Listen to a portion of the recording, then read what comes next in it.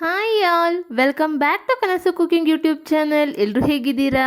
ಎಲ್ಲರೂ ಚೆನ್ನಾಗಿದ್ದೀರಾ ಅಂತ ಭಾವಿಸ್ತೀನಿ. ಬನ್ನಿ, ಇವತ್ತು ತುಂಬ ಕ್ರಿಸ್ಪಿಯಾಗಿ ನಮಗೆ ಬೇಕ್ರಿಲಿ ಸಿಗೋವಂಥ ಬೆಣ್ಣೆ ಮುರುಕನ್ನ ಮನೇಲೇ ಈಸಿಯಾಗಿ ಹೇಗೆ ಮಾಡೋದು ಅಂತ ನೋಡೋಣ.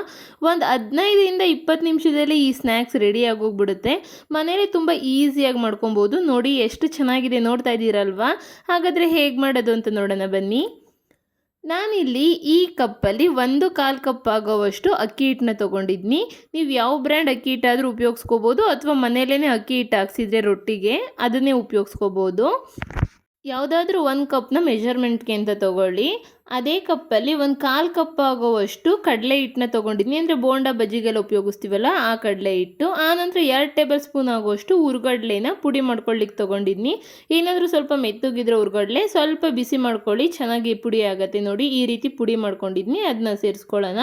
ನಂತರ 1 ಟೀ ಸ್ಪೂನ್ ಆಗೋವಷ್ಟು ಜೀರಿಗೆನ ತೊಗೊಂಡಿದ್ನಿ. ರುಚಿಗೆ ತಕ್ಕಷ್ಟು ಉಪ್ಪನ್ನ ನೋಡ್ಕೊಂಡು ಸೇರಿಸ್ಕೊಳ್ಳಿ. ಆದಷ್ಟು ಸ್ವಲ್ಪ ಉಪ್ಪನ್ನ ಕಡಿಮೆನೇ ಸೇರಿಸ್ಕೊಳ್ಳಿ, ಎಣ್ಣೆ ಪದಾರ್ಥಗಳಿಗೆ ಉಪ್ಪು ಜಾಸ್ತಿ ಆದರೆ ಚೆನ್ನಾಗಿರಲ್ಲ.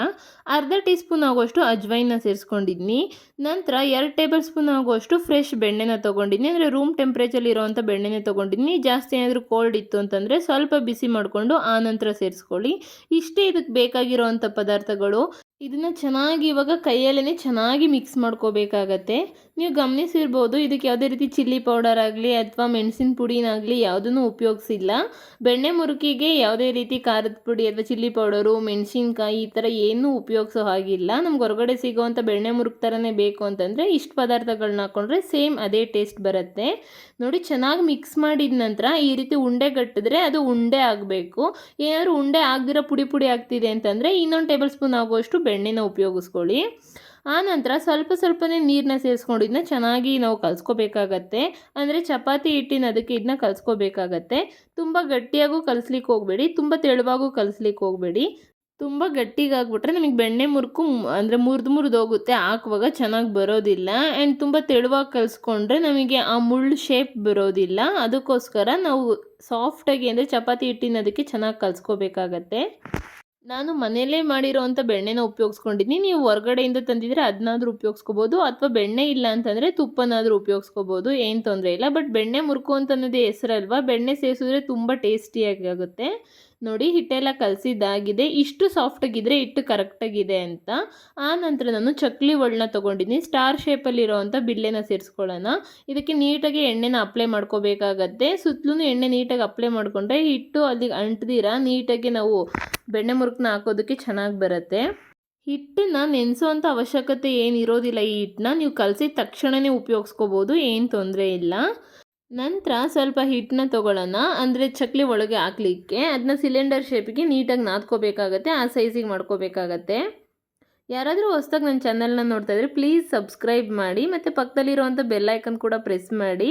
ನಿಮ್ಗೆ ಯಾವುದೇ ರೆಸಿಪಿ ಬೇಕು ಅಂದರೂ ನನ್ನ ಕಮೆಂಟ್ ಮೂಲಕ ತಿಳಿಸಿ, ನಾನು ನಿಮ್ಗೆ ಈಸಿಯಾಗಿ ಹೇಗೆ ಮಾಡೋದು ಅಂತ ತೋರಿಸ್ಕೊಡ್ತೀನಿ. ಮತ್ತು ಈ ರೆಸಿಪಿ ಬಗ್ಗೆ ಏನೇ ನಿಮ್ಗೆ ಡೌಟ್ ಇತ್ತು ಅಂತಂದರೂ ನನ್ನ ಕಮೆಂಟ್ ಮೂಲಕ ತಿಳಿಸಿ, ನಾನು ನಿಮ್ಗೆ ಆ ಡೌಟ್ನ ಕ್ಲಿಯರ್ ಮಾಡಿಕೊಡ್ತೀನಿ.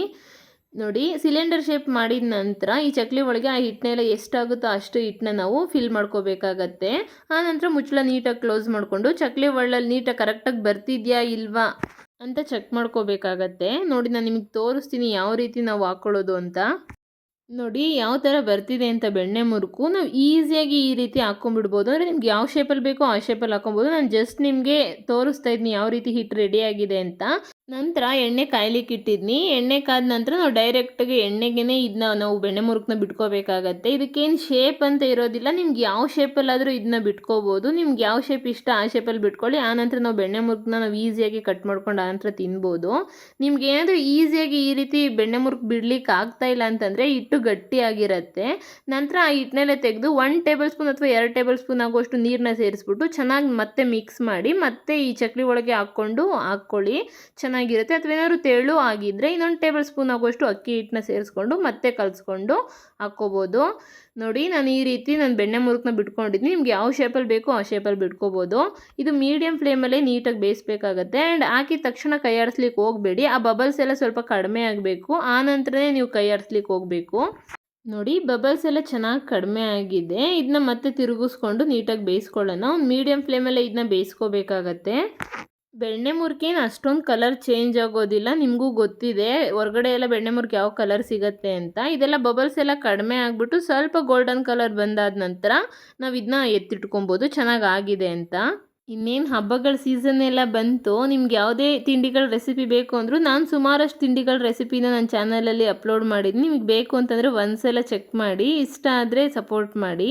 ನೋಡಿ ಚೆನ್ನಾಗಿ ಆಗಿದೆ, ಇವಾಗ ಕಲರು ಚೆನ್ನಾಗಿ ಬಂದಿದೆ ಆ್ಯಂಡ್ ಬಬಲ್ಸ್ ಕೂಡ ಕಡಿಮೆ ಆಗಿದೆ. ಈ ಟೈಮಲ್ಲಿ ಇದನ್ನ ಎತ್ತಿಟ್ಕೊಬಿಡೋಣ. ಇನ್ನೂ ಜಾಸ್ತಿ ಹೊತ್ತು ಬಿಡಲಿಕ್ಕೆ ಹೋದರೆ ಸೀದೋಗ್ಬಿಡುತ್ತೆ, ಅಂದರೆ ಕಲರ್ ಜಾಸ್ತಿ ಚೇಂಜ್ ಆಗಿಬಿಡುತ್ತೆ.